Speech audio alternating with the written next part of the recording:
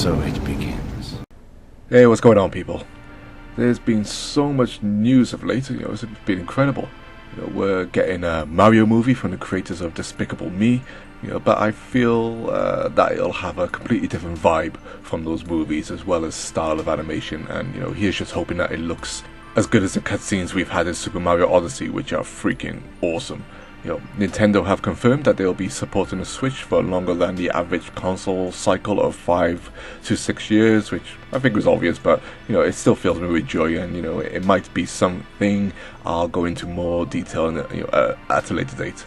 We've had the sensational sales numbers of the Nintendo Switch and its best-selling software. Mario Odyssey sells 9 million in just 2 months.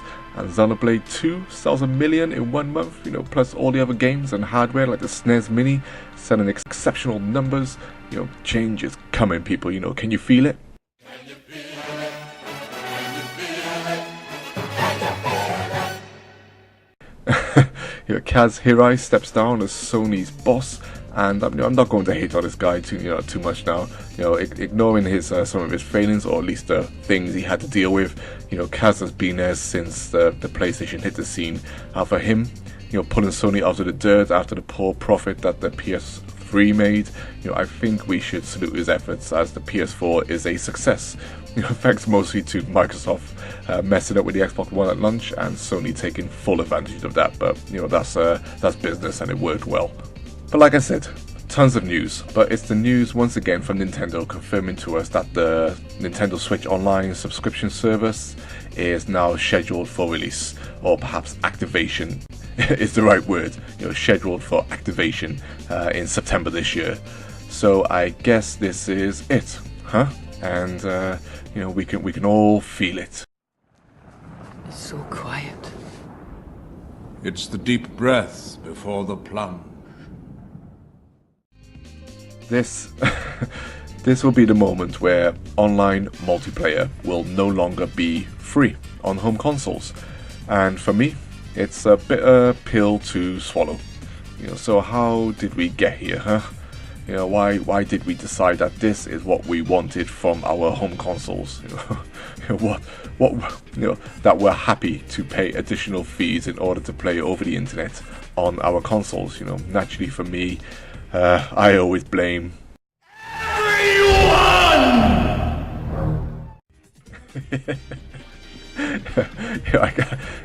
joking aside, I guess it was inevitable, really. I mean, I initially fell for it at the beginning, as well, with paying for online multiplayer on the Xbox 360. At the time, convinced that it was worth paying a subscription fee for a vastly better service than, an online internet connection and voice chat and all that garbage you get. I always, thought it was a better choice to make than what both Sony and Nintendo offered at that time with the Nintendo Wii and the PlayStation 3. But of course, I always had my PC.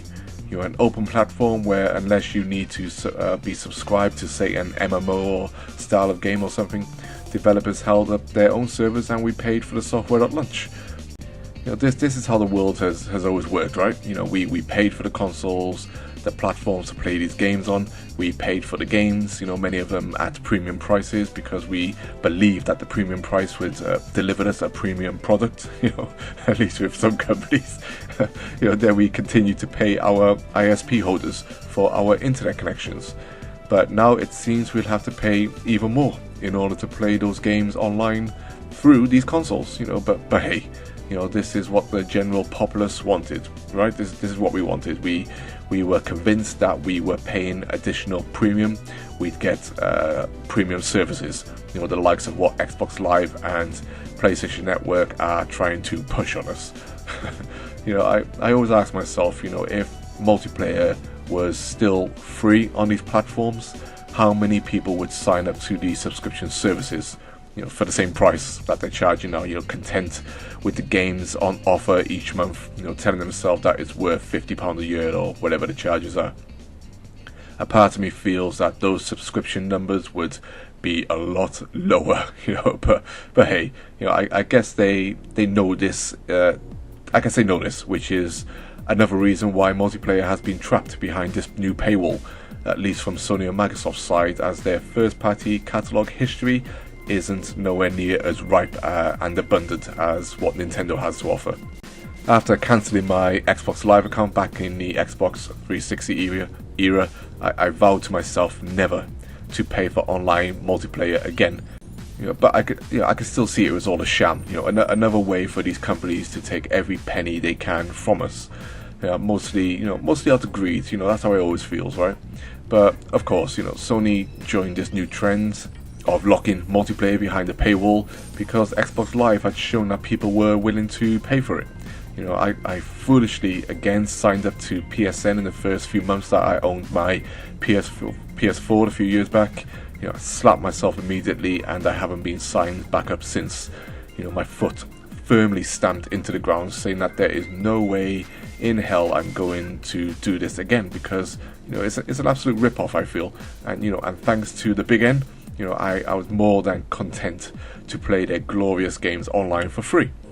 But Nintendo are still a business, right? And even the mighty pure at heart gaming gods and saviors that that are the big N shouldn't, aren't going to sit back and let so much revenue go to waste. So they announced that soon your beautiful Nintendo Switch, which is free to play online currently, will no longer be free to play, and even worse, multiplayer will be locked behind the paywall just like the other companies. Nintendo Online multiplayer locked behind a paywall. It's just, I'm struggling. I'm still struggling to believe it. I really am. What have we done? Is it really our faults, or was this always inevitable? I think both scenarios lead to the same conclusion. But what I'm completely convinced of is that from September, there is no going back to the old ways, and no matter what console releases from this point on, paid online will be as inevitable as DLC, day one patches, microtransactions and loot boxes going forwards. All these things we look at and go, I could see some plus points, with some of these, but man, I wish many of them just didn't exist. I guess I look at it this way.